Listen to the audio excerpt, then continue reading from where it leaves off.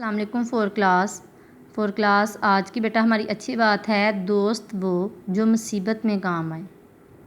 ٹھیک ہے. آج کا ہمارا سبق کا عنوان ہے عرق کی اردو. عرق امریکہ کے شہر نیو یارک میں رہتا ہے. اس کی امی اور ابا مختلف زبانیں سیکھنے کا بہت شوق ہے. ایک روز عرق کی استانی نے کہا کہ ہمارے کلاس میں مختلف علاقوں کے بچے آتے ہیں.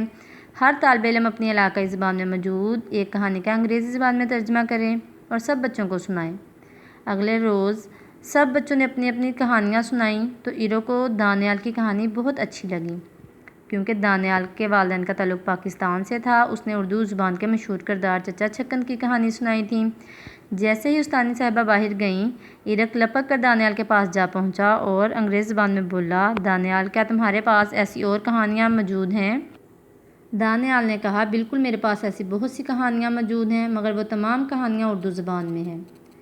تو عرق کچھ دیر سوچ کر بولا، کیا تم مجھے اردو زبان سکھا سکتے ہو؟ تو دانیال نے حامی بھر لی.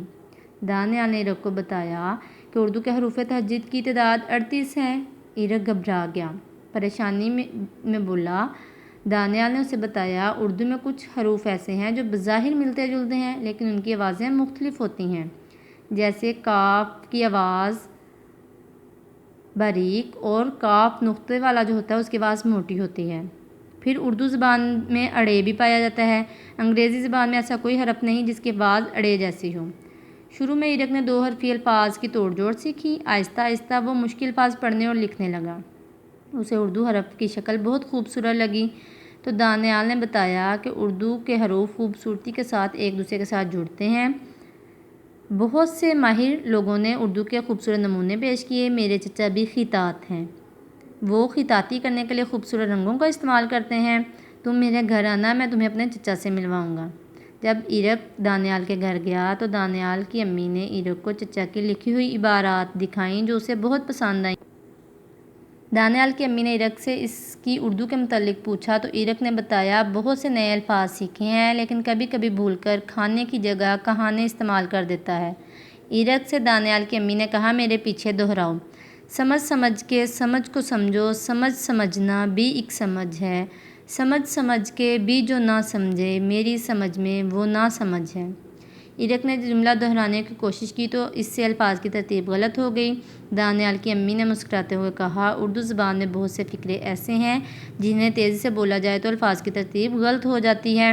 اتنے میں دانیال کچھ کہانی کی کتابیں لے آیا. عرق بولا، اردو زبان میں مشکل الفاظ موجود ہیں.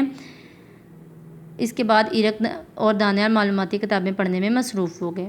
4 کلاس آپ لوگوں نے انڈر لائن الفاظ جو ہیں ان کے لغت سے معنی ڈھونڈ کے لکھنے اور املا کی پریکٹس کرنی ہے.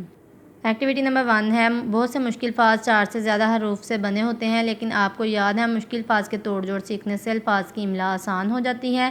اب ہم اس سبق میں موجود مشکل الفاظ کے توڑ جوڑ کی مشق کرتے ہیں.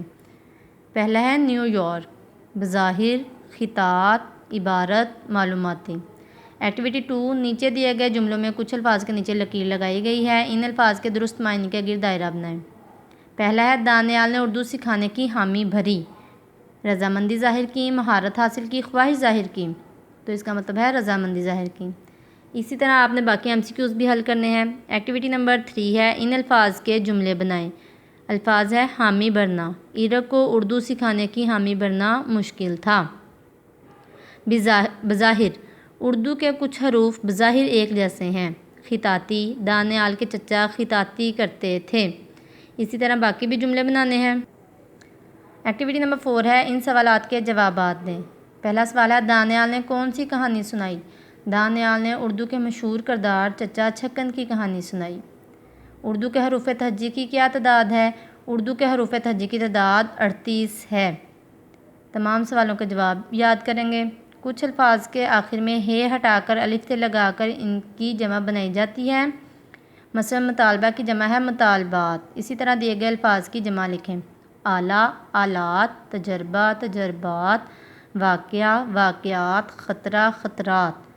4 کلاس ساری ایکٹیویٹیز یاد کرنی ہے، رف کاپی پہ پریکٹس کرنی ہے. اللہ حافظ.